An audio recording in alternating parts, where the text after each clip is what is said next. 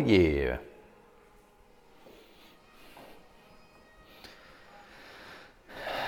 Mike Baxter, 22, welcome. Oh man, a whole bunch of people. Tyler, what's going on, man? Whiskey, we're here. Ooh, I like that one.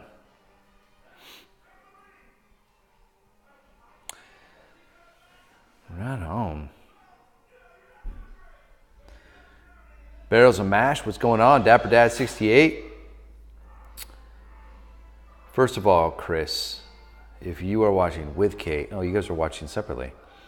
So first, Chris, thank you very much for sending all those beers. They're delicious. I think I've drank all of them except for 2. And Kate, that was an incredible gift. I just want you to know that I'm dead serious. So surprised about that. Look, I'm tearing up right now. I'm being serious. It's an amazing present. She gave me an awesome handcrafted ceramic tiki mug with custom art of me on the front of it. Bourbon Finder of the Day, what's going on, man? OKC Food Eater. Beauty 414LL1. Welcome. I'm sorry if I said it wrong. We are doing an Amaretto Sour tonight. Just like last week I said, I'm going to do, the next couple of weeks, we'll do whiskey themes since a lot of people are on here drinking whiskey. Bourbon Circle, what's going on? So this Amaretto Sour I cannot take the credit for. This is a Geoffrey Morgenthaler recipe. This is delicious. And I know a lot of you think that it's going to be a super crazy high proof punch in your face cocktail, but it's actually not, and I'll talk about that. Mr. BH, welcome. Andy Graham, welcome. But yeah, so Amaretto Sour this week, and it is really delicious. It's a great rendition of this cocktail. And then next week, I am going to get a little crazy. I'm going to warn everybody. We are going to be doing a smoked old fashioned. And when I say smoked old fashioned, we are literally going to create smoke and smoke the glass. We're going to get fancy, but it's actually a lot easier than you think it is. Roland NJ, what's up, man? Bourbon Brother, welcome. I'm glad you made it. So I'll give you guys a little sneak view of the behind the scenes. I got my notes right there. Garnish, got all the goodies. We are doing a little egg white tonight. I was using my great, nice square cubes. Really good hard ice. All right. 2014 Bookers, yes, man.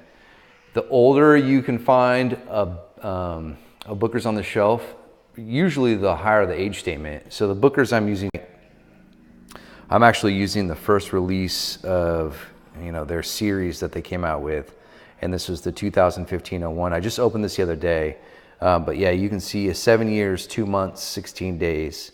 That proof is crazy too.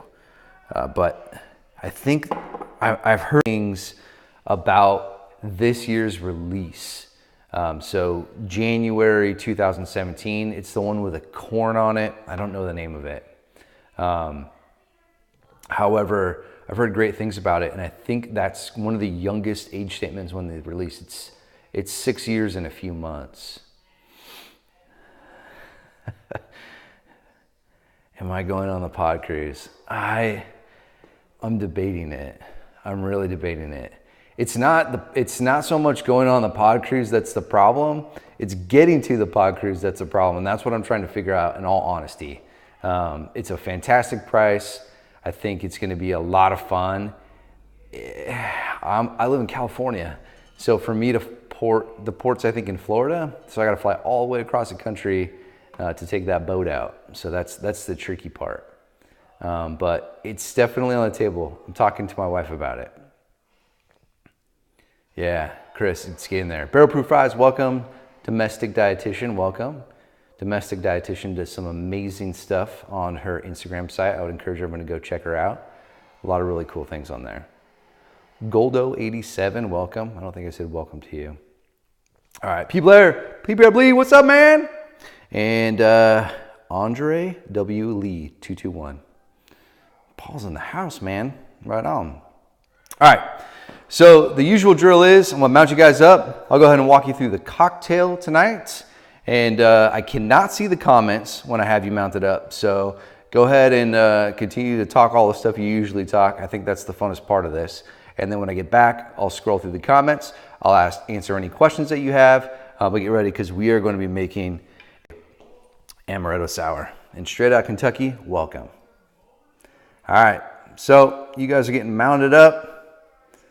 And here we go.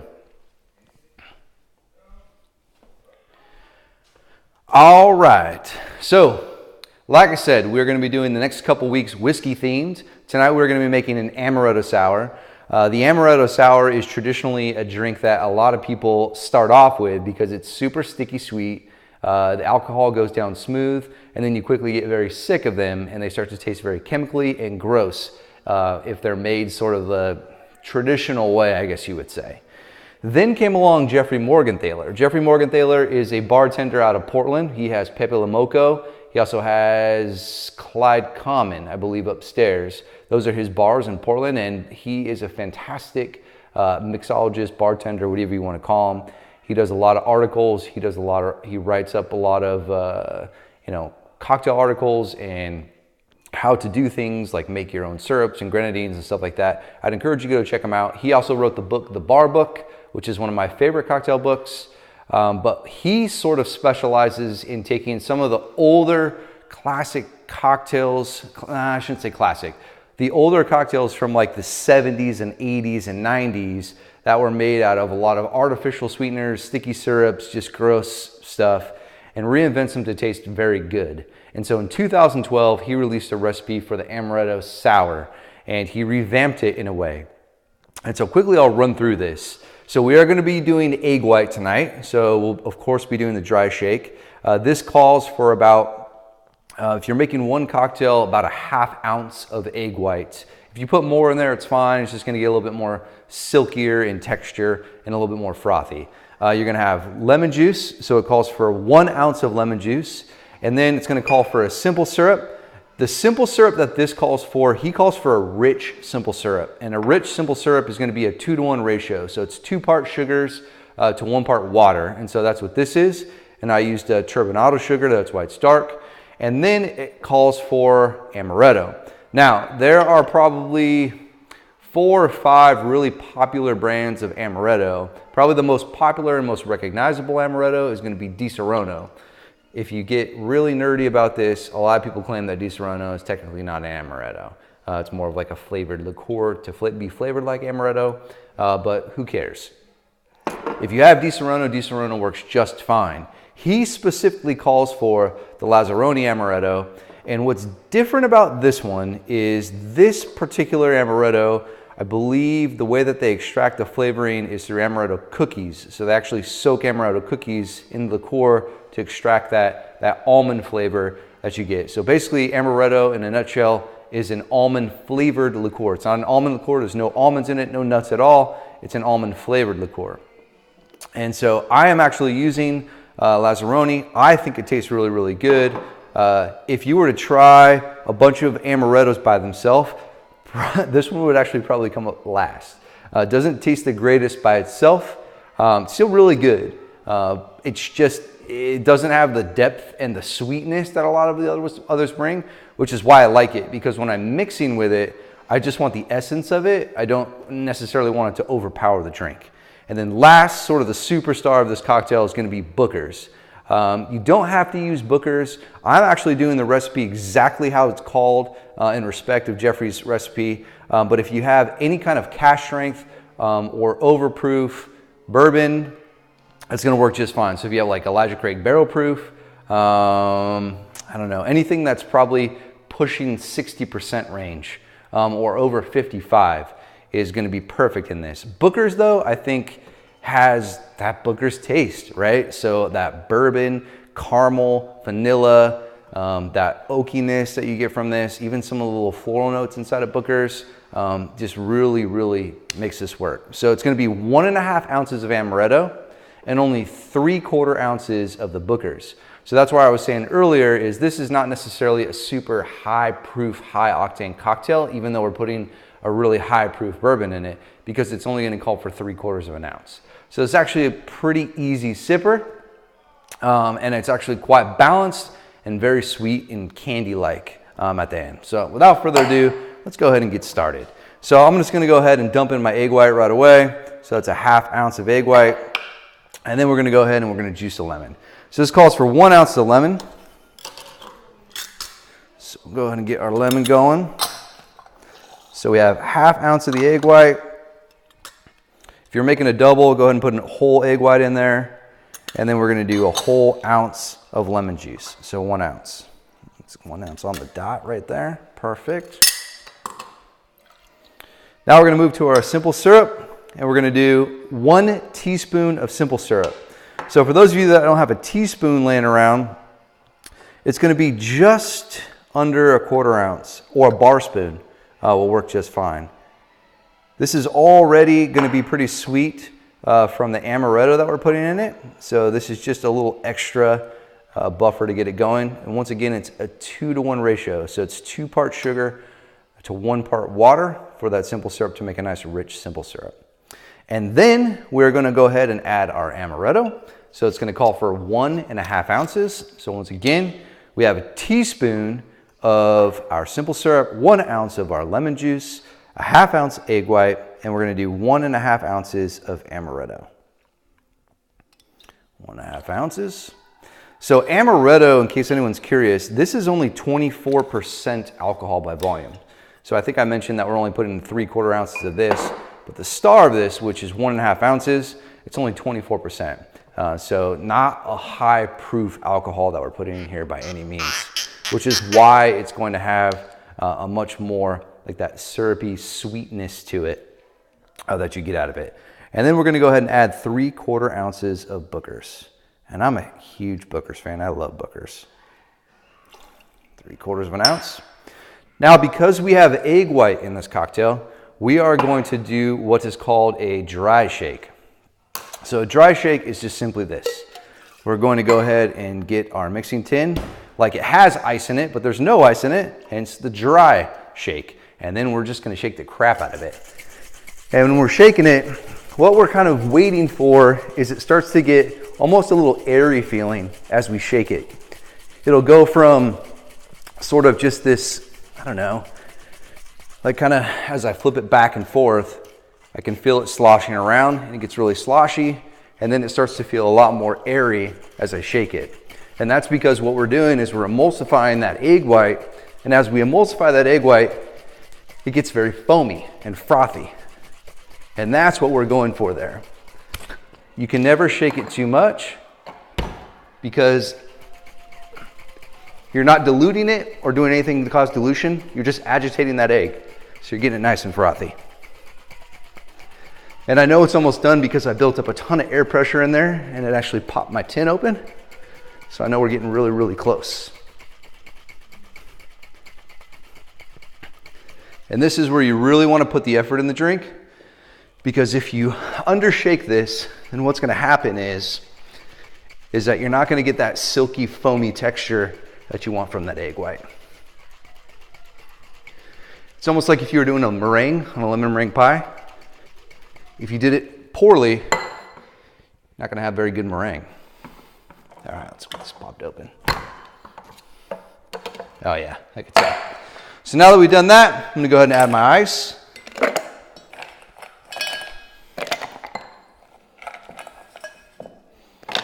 After I get my ice in there, now what I'm going to do is I'm going to actually shake it again. And after I shake it, then I'm going to go ahead and pour it out into my glass. So go ahead and get that ready.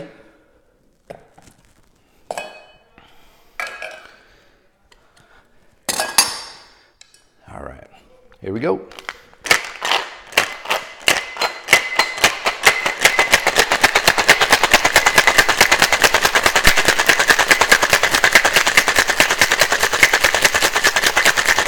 All right, sounding good, nice and cold. Got a good seal on it. And what I'm gonna do is, now that I got my glass with my ice in there, I'm just gonna go ahead and strain it over. And you're gonna see that it's this nice, creamy texture. And then if we get it just right, we'll have a nice little foam on top. There it is. Go ahead and add a little garnish. It's got some Luxardo cherries. And there you have it. Amaretto Sour. Cheers.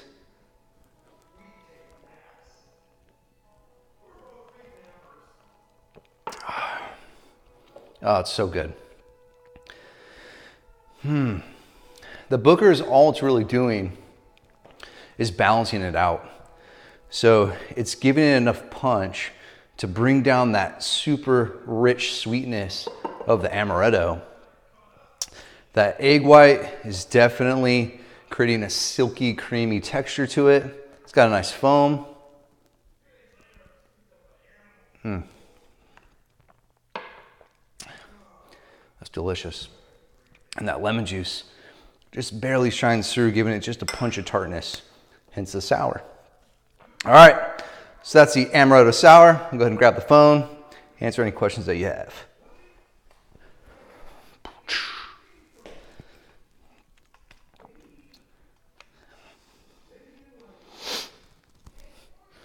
All right, let's go ahead and give you guys a close-up of this.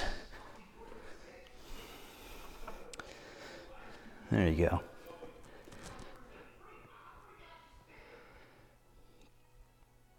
All right, let's go back.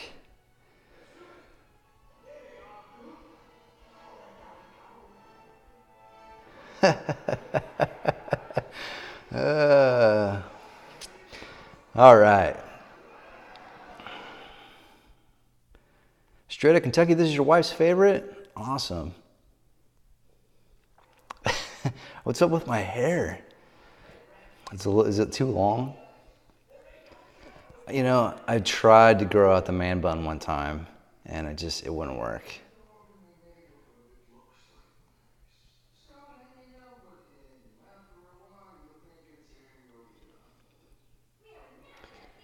Booker's is so good. Will, what's up, man?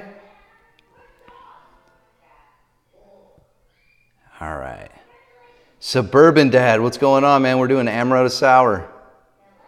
Yeah, we shook a lot tonight to get that egg white going. I think I'm almost caught up on the comments.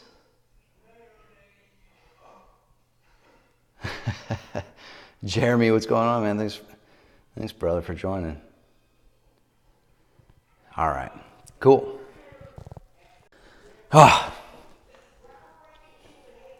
So Ramal Ocaso, thanks for joining. We just made the Amaretto Sour. So real quickly, it is 1.5 ounces of Amaretto, 3/4 ounces of Booker's, 1 ounce of lemon juice, a teaspoon of simple syrup, and 1/2 ounce of egg white. Chris, so you dry shook it like crazy. And what's the verdict, man? What happened? Goldo, is it Goldo or Galdo 87? Yes, I will post this to YouTube tonight, and I'll put the link in my profile.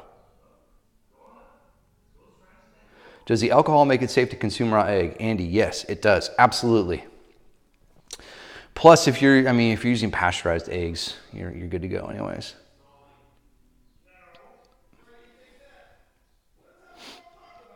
It's frothy and silky. Yep, that's exactly what it should be. Domestic dietitian, this recipe is from Geoffrey Morgenthaler.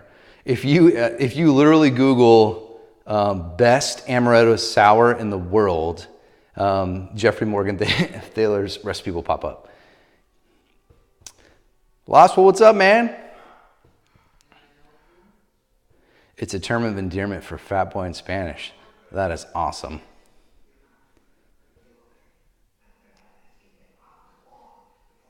So yeah, I'll give you a look at it. You guys can feel free to ask me any questions, but we went ahead and made the Amaretto Sour. I'll tell you what I'm gonna do right now. I'm gonna get some Booker's. That's what's gonna happen. Okay, so Kate, the Di Serono, I know that you probably thought I was joking, but Di Serono and orange juice is absolutely delicious. It tastes like an orange creamsicle. Bourbon Brother, yes, the egg white can be optional. If you omit the egg white in this though, you're gonna really be missing out from a texture experience. I think what really makes this is the texture. You add a float of Booker's, we could. Hold on, give me a second.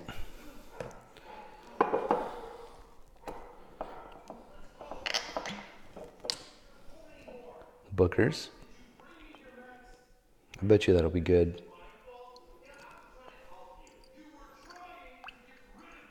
Put a little Booker's in for me. And then, here we go.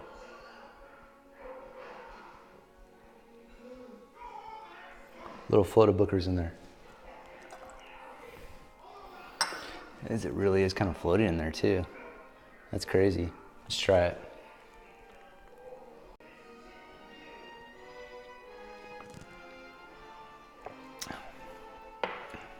That's not bad. That's not bad. I'll tell you, if you want a little bit more boozy Amaretto Sour, flow a little Booker's on top.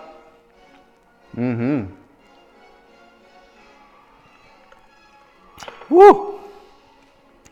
I'll tell you though, this is a cocktail to make for someone that just does not like the taste of alcohol at all.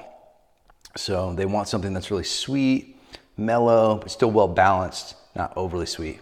But man, I'm a fan of that Booker's. Nice call on that.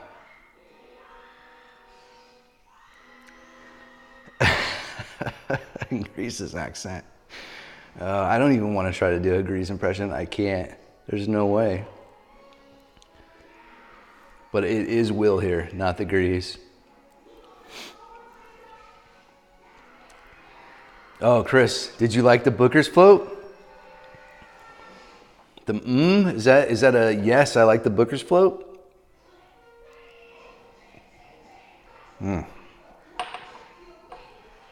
Cola Dude, welcome.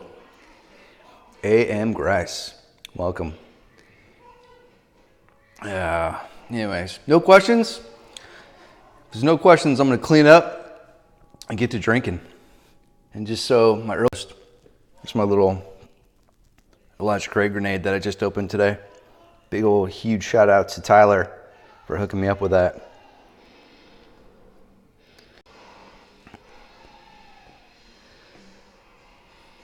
Oh, you asked about my ice cubes. I'll tell you what, man. My ice cubes are, I just got a little 1" by 1" silicone ice cube tray. And I have 3 of them, and I keep them in the freezer. And that's what I use for ice. I think I got them on Amazon for like less than $10.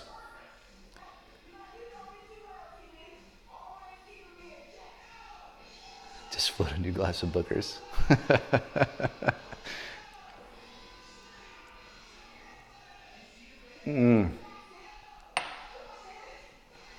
Yeah, man, you hook it up.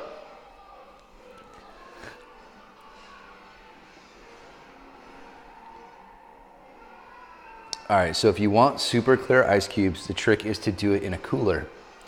So even if you have an ice cube tray, what you want to do is you want to put your fill up your ice cube tray and then put it inside of a cooler. And then once you put your ice cubes inside of a cooler, then you put it in the freezer. And then what will happen is it's basically science. So when you put an ice cube tray in the freezer, it freezes from the outside in, and it pushes all of the impurities in the water into the center of the ice cube and creates it to make it cloudy. So what happens is if you put ice cube trays inside of a cooler, and then what you get is the ice freezes from the center to the outside. So all of the impurities and everything get pushed to the outside. And because they get pushed to the outside, then you have crystal clear ice. In case anyone cares. I did go on a huge ice kick when I was making cocktails for a while, where I only got 50-pound blocks of ice and then I would hand cut them down. It was a little ridiculous. But once you broke down that block of ice, then you just put them in the freezer. It lasts forever. It's ice. No, distilled water will not make clear ice without the cooler. Still freezes the same way. Even though there's less impurities in it, it still has some. The reason being is because even though you have distilled water, you're going to be putting them into an impure environment, like an ice tray.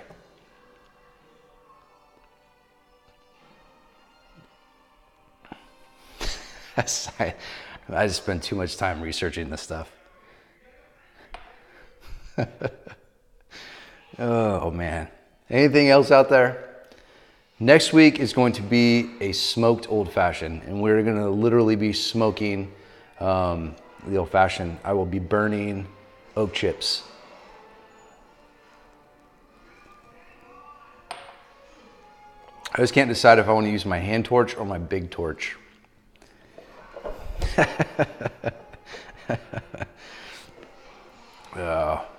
Okay, seafood eater. You guys are too much. All right. Thank you, everybody. I just want everyone to know that cocktails are absolutely approachable. Anyone can do them. They're super fun. You just got to try it.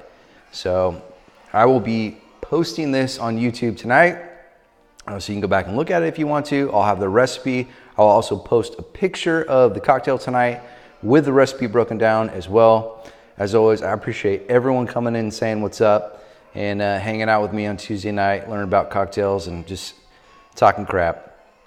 I'll see you guys later.